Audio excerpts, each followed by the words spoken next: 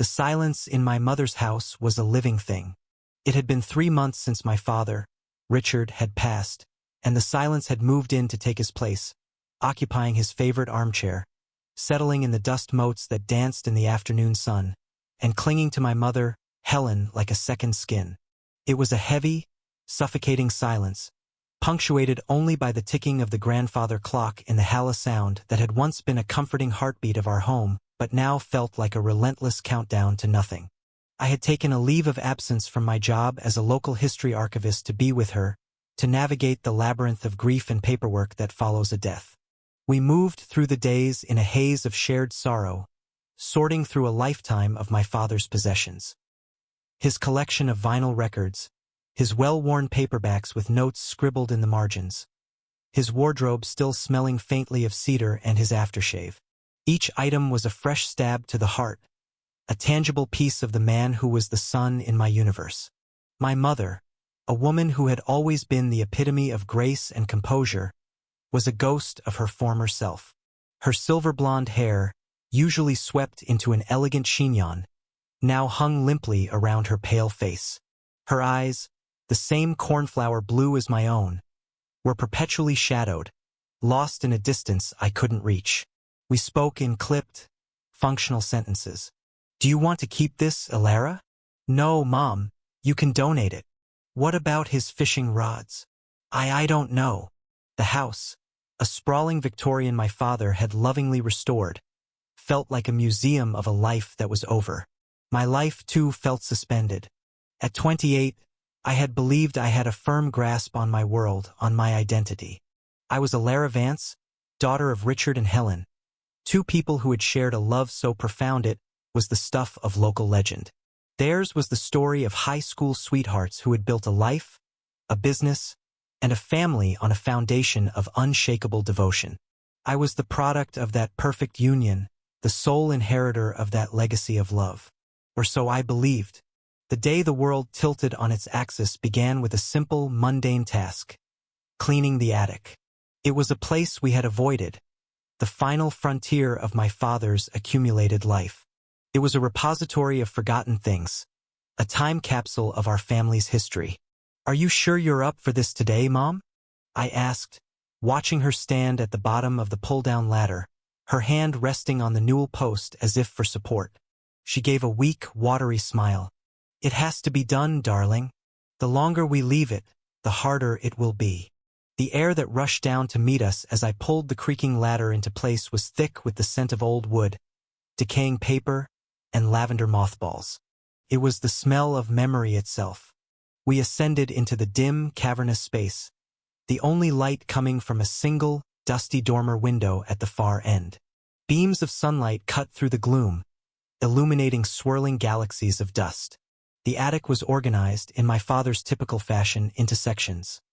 Christmas decorations, old furniture under white sheets like sleeping giants, and rows upon rows of labeled boxes. Alara's schoolwork, K-5, university textbooks, financial records, 1990 to 1995. We worked for hours, a slow and somber ballet of opening, sorting, and reminiscing. We found my first tricycle, a box of my father's Navy memorabilia, my mother's wedding dress sealed in a preservation box. With each discovery, a thin layer of the suffocating silence would lift, replaced by a shared memory, a soft laugh, or a quiet tear. For a few hours, it felt like we were healing, sifting through the past to find a way to move forward. It was in the far corner, behind a stack of old National Geographic magazines, that I found it. It wasn't a standard cardboard box. It was a small, dark wood chest, more like a hat box, with tarnished brass fittings and a small, intricate lock. It was tucked away, almost purposefully hidden, unlike the neatly labeled boxes that surrounded it. What struck me as odd was that it was in a section of my mother's things, old photo albums and keepsakes from her side of the family. "Mom, what's this?" I called out, my voice echoing slightly in the vast space. I dragged the chest into the light. It was heavier than it looked.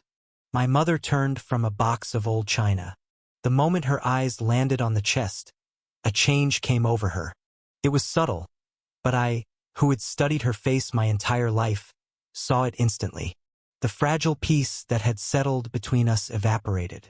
A flicker of something I couldn't name. Panic? Fear? Crossed her features before being replaced by a mask of weary indifference. "Oh, that's nothing, Alara," she said, her voice a little too airy. "Just some old things. Sentimental nonsense. We can just leave it."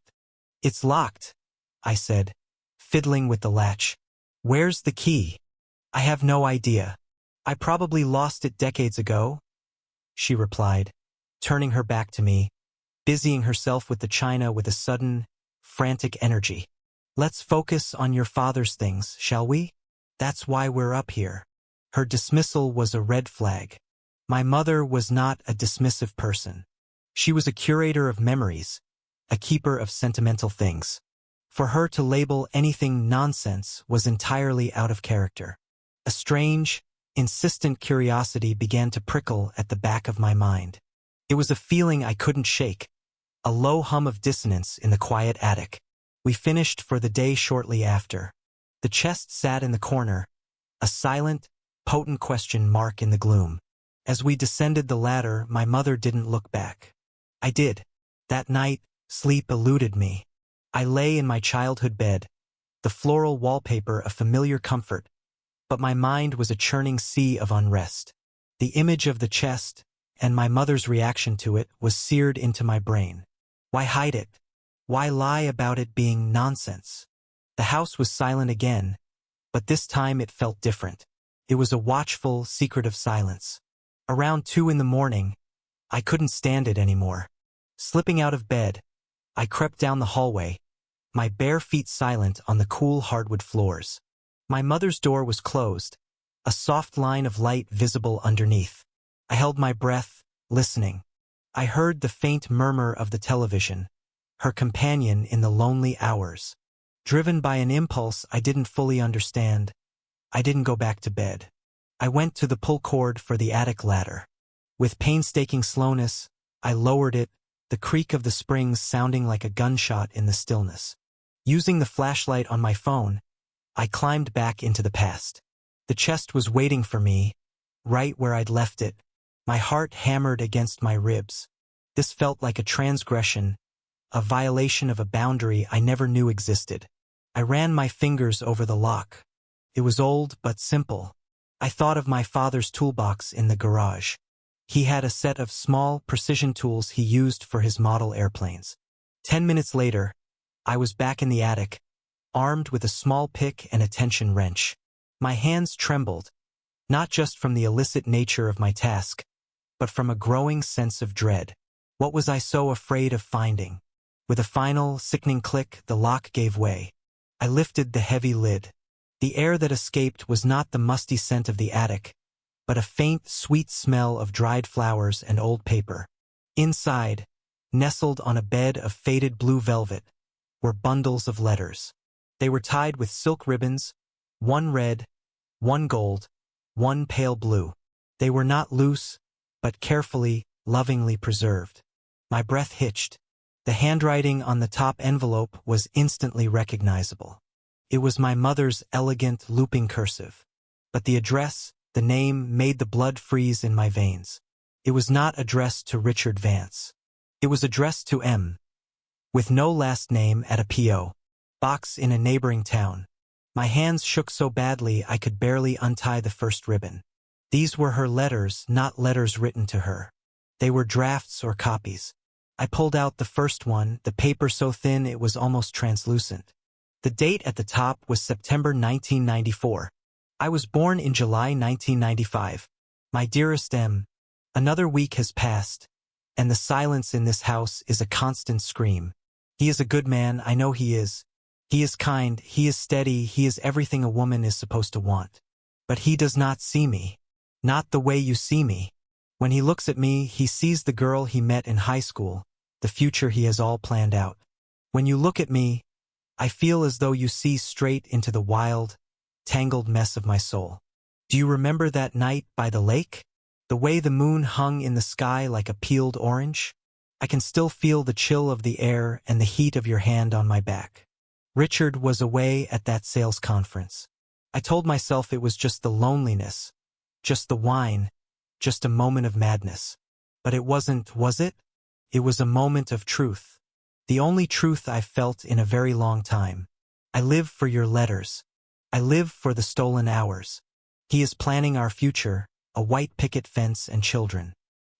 He talks about it with such certainty, such innocent joy, and every word is a shard of glass in my heart. How can I build a life on a foundation of silence and lies?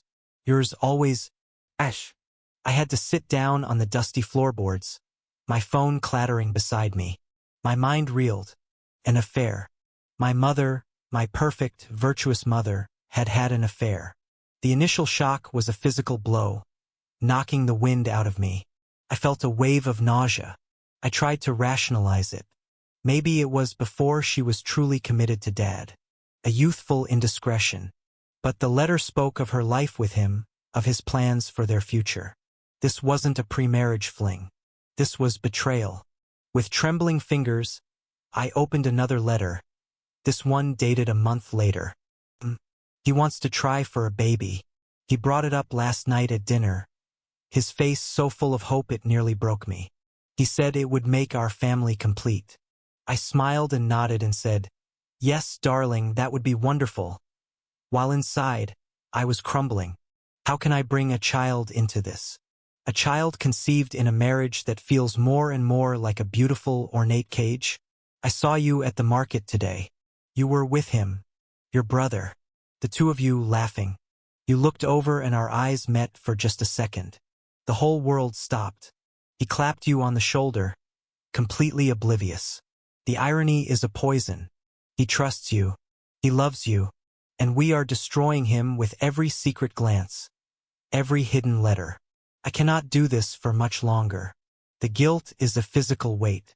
But the thought of never seeing you again, that is a far greater pain. Ash, your brother. The words leaped off the page and strangled me. Your brother. Richard's brother. My uncle. Marcus. No, couldn't be. Not Uncle Marcus. He was my father's younger brother, the family's resident black sheep. A charismatic, wandering artist who would drift in and out of our lives, bringing with him exotic gifts and stories of faraway places. He was the antithesis of my father. Where Richard was stable earth, Marcus was unpredictable wind. They were close, in that way brothers can be, a bond forged in childhood that withstood their divergent paths. My mind flashed with 1,000 memories. Christmases with Uncle Marcus playing the guitar while Dad carved the turkey. Summer barbecues where he and my father would team up for horseshoes, their laughter ringing through the backyard. My mother, always smiling politely, a little distant, which I had always attributed to her reserved nature in the face of his bohemian one. But now I saw it all through a new, grotesque lens. Every polite smile, every shared glance, was a lie.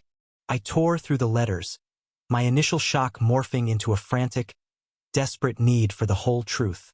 The narrative of the affair unfolded. A story of clandestine meetings in smoky bars, passionate encounters in cheap motels, and a love that was both exhilarating and soul-destroying. My mother's words painted a portrait of a woman I didn't know, a woman torn between a safe, loving husband and a passionate, dangerous lover who happened to be his brother. Then I found the last letter in the first bundle. The paper was tear-stained, the ink slightly blurred in places. The date was December 1994. My love, something has happened. Something wonderful and terrible all at once. I've been so unwell these past few weeks, and I thought it was just the stress, the guilt. But I saw Dr. Evans today. I'm pregnant. I sat in that sterile office and the world fell away. All I could think of was you. Of that last time in the rain when we both knew we were saying goodbye. Richard has been so attentive, so thrilled. He thinks it's his. He wept with joy. He held me and talked about names, about the nursery, about all the things he's going to teach our child. And it is our child. It has to be. The timing, it's yours. Our baby. A secret I must carry to my grave. I looked at Richard's face, at the pure, untainted happiness there, and I knew what I had to do. I cannot break him. I cannot break this family. I will raise this child as his. He will never know the truth. You must never speak of it. It is the only way to protect everyone. To protect our child from this catastrophic truth. This is my final letter. We cannot see each other again. Not like before. From now on, you are just my brother-in-law, and I am your brother's wife. And I will love this baby enough for all three of us. I will give this child the perfect life Richard and I can provide. It is my penance. And my gift to you. Goodbye, my love. Ash. I dropped the letter as if it had burned my fingers. The air in the attic was suddenly thin, unbreathable. My lungs seized.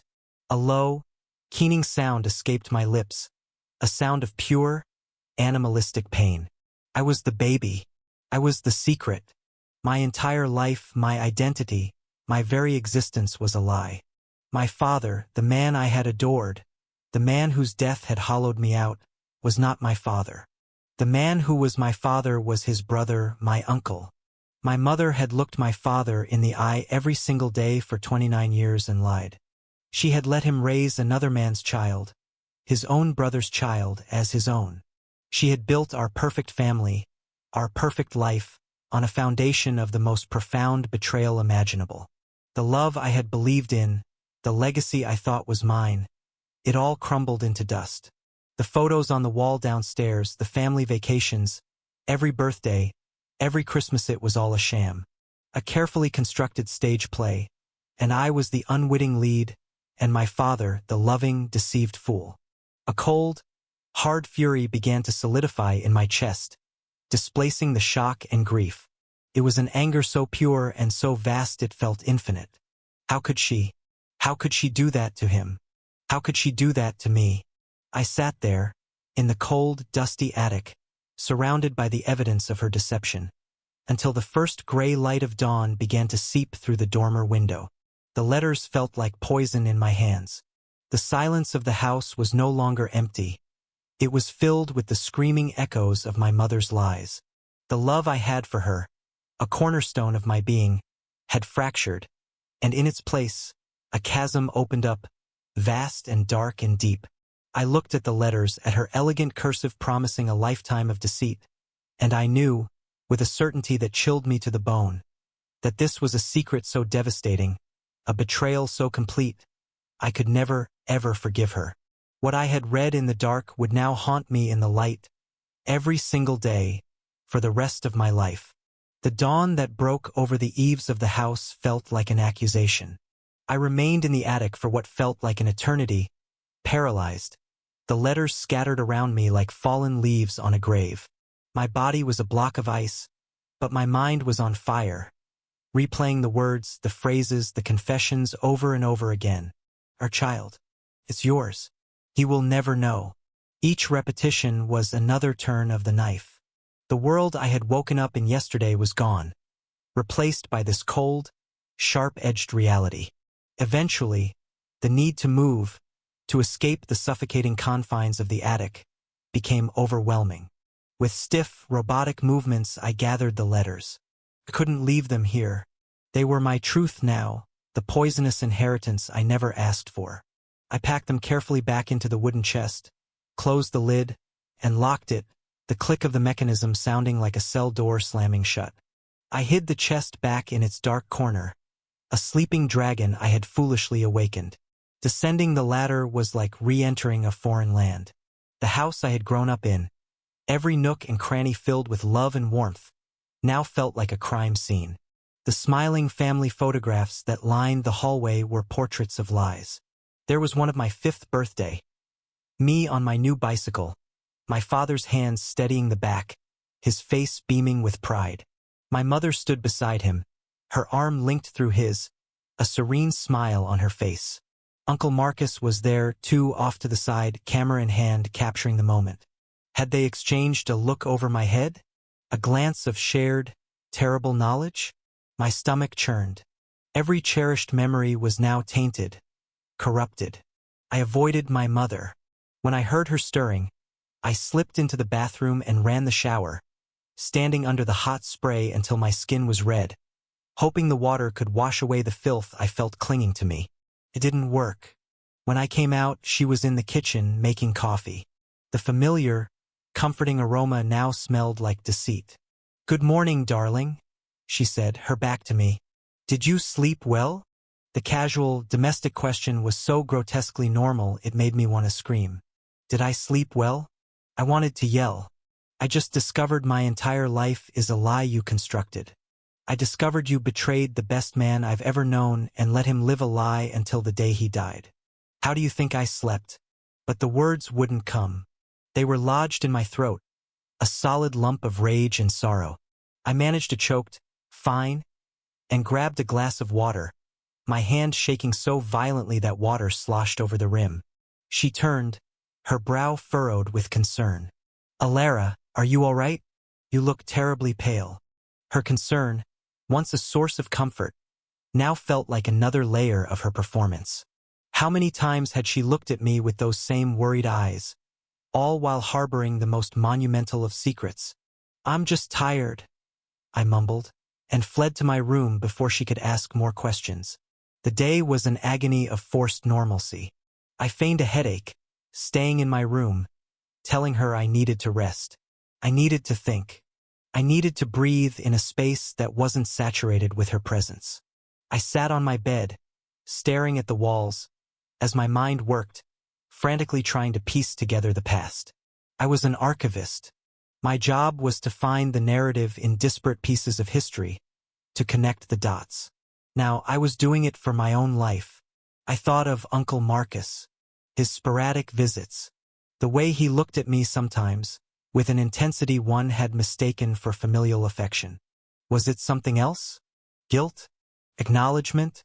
I remembered my 16th birthday. He had given me a beautiful, expensive sketchbook and a set of charcoal pencils. "For the artist in the family," he'd said with a wink. My father had been a practical man, a builder. My mother appreciated art but had no talent for it. I was the one who could draw. I had always thought it was a fluke, a recessive gene. Now I knew. The talent came from him, from my biological father. The gift wasn't just a gift. It was a message. And my father, Richard, my wonderful, kind, loving father. The question that screamed loudest in the silence of my mind was, did he know? The letters said he wouldn't. My mother's final, desperate vow was that he would never know. But 29 years is a long time to keep such a secret. Had there been whispers? Suspicions? I replayed decades of memories, searching for a sign. He had never treated me with anything less than absolute, unconditional love. He was the one who taught me to ride a bike, to bait a hook, to change a tire. He was the one whose shoulder I cried on when my first boyfriend broke my heart. If he had known and still loved me as his own, then he wasn't a fool. He was a saint, a martyr to my mother's betrayal. And if he didn't know, then he had died in blissful ignorance. His entire life as a father a beautiful, tragic fiction.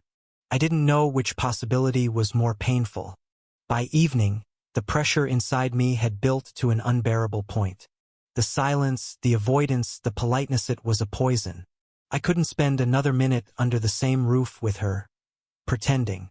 I had to confront her. I needed to see her face when the lie was stripped away.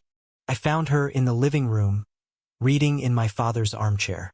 The sight was so jarring, so sacrilegious, that it solidified my resolve. I didn't speak at first. I walked over to the mantelpiece, where a silver-framed photograph of their wedding day stood. A young Helen and a young Richard, beaming, full of hope. I picked it up, my fingers tracing the glass over my father's smiling face. It was all a lie, wasn't it? My voice was low, trembling with a cold fury. My mother looked up from her book, her expression confused. "What are you talking about, Alara?" "This," I said, gesturing around the room, at the house, at the photo in my hand. "All of it. This perfect marriage. This perfect family. It was all a lie." Recognition dawned in her eyes, followed by the same flash of panic I had seen in the attic. She closed her book, her knuckles white. "I don't know what you mean. You're not making any sense. You're upset. Grieving. Don't." I snapped, the single word sharp as a whip. Don't you dare hide behind his death. This is about you. This is about what you did. I walked towards her, my heart pounding a violent rhythm against my ribs. I felt a strange, terrifying sense of power. I had the truth, and it was a weapon. I went back to the attic last night. I found the chest. I found the letters. The color drained from her face. She looked, in that moment, ancient and fragile. The carefully constructed mask of the grieving widow shattered, revealing the terrified woman who had been hiding behind it for 3 decades. She opened her mouth, but no sound came out. The letters to M, I continued, my voice relentless. To Uncle Marcus. The letters about your affair. The letters about how you hated your life with the good man who bored you. The letter about your baby. His baby. A choked sob escaped her lips. She shrank back in the chair, her hand flying to her mouth. Elara, no. You don't understand. Oh, I think I understand perfectly, I said, my voice dripping with a venom I didn't know I possessed. I understand that my entire life has been built on your deceit. I understand that the man I have mourned for 3 months, the man I called Dad, was not my father. I understand that you let him raise his own brother's child, and you never said a word. Tears were streaming down her face now, silent, desperate tears. I loved him, Elara. I loved your father. Loved him. I laughed, a harsh, ugly sound. You betrayed him in the most fundamental way possible. You stood by and watched him pour all his love into a child that wasn't his. Did you ever stop to think what that would have done to him if he had found out? Did you ever stop to think what it would do to me? It was a mistake, she cried, her voice cracking. A terrible, stupid mistake. I was young and I was lonely. Richard was always working, building the business. He was distant. And Marcus was there. He saw me. It was a moment of weakness that I have paid for every single day of my life. You call 29 years of lies a moment of weakness? I shot back. You made a choice, and you kept making it every morning you woke up next to him, every time you called me his daughter, every time you saw Marcus at Christmas and pretended he was just my uncle. This wasn't a mistake. This was an architecture. You designed and built this lie, and you made us all live in it. The question I had been screaming internally finally broke free. Did he know? Did my father know that I wasn't his? She squeezed her eyes shut, shaking her head, her body trembling. I don't know, she whispered, the words barely audible. I honestly don't know. There were times I thought he must. A look in his eye, a sadness I couldn't explain. But he never said anything. Never. I was too terrified to ask. I lived in fear of him knowing, and I lived in fear of him not knowing. It was my prison, Elara. Your prison. I was incredulous. What about his? What about mine? And what about Marcus? He knows, doesn't he? He's known my whole life. She could only nod, her face buried in her hands. The confirmation sent another wave of revulsion through me. My uncle, who had hugged me, joked with me, given me gifts, had been looking at his own daughter, a daughter he was forbidden from claiming. The conspiracy was larger than I had even imagined. I looked at the weeping woman in the chair, my mother, and I felt nothing. The well of love and empathy I once had for her had run dry. All I saw was the architect of my pain and my father's humiliation. I can't stay here, I said, my voice flat and final. I can't be in this house. I can't look at you. I turned and walked out of the living room, leaving her sobbing in my father's chair. I went to my room and threw clothes into a suitcase, my movements jerky and efficient. I packed my toiletries, my laptop, the essentials. I didn't know where I was going, only that I was leaving. When I came downstairs, suitcase in hand, she was standing in the hallway, her face ravaged by tears. Elara, please, she begged, reaching for my arm. Please don't go. We can talk about this. I can explain everything. I pulled my arm away as if her touch were acid. I looked her straight in the eye, and I let her see the chasm that had opened between us. There is nothing to explain, I said, my voice devoid of all emotion. You made your choices. You chose to lie. Every day. For 29 years. You let me love a man and call him my father. And you let him die without ever knowing the truth of his own life. You didn't just betray him. You erased him. You erased me. I did it to protect you, she cried desperately. To give you a good life, a stable family. You did it to protect yourself, I corrected her coldly, from the consequences of your own actions. But you can't be protected anymore. I walked to the front door and opened it. The cool night air felt like a release. I turned back to her one last time, a stranger standing in the doorway of a house that was no longer my home. I loved you more than anyone, I said, the words tasting like ash. And I don't think I can ever forgive you for what you've done. I walked out, closing the door on her shattered face, on the house of lies, on the entire life I had known. As I drove away into the darkness, the streetlights blurring through my own tears, I wasn't just leaving a house. I was leaving the girl I used to be. The haunting wasn't just a memory of reading the letters anymore. It was my new reality. The truth had set me free from the lie, but it had imprisoned me in a new, lonelier world, and I had no map to find my way out.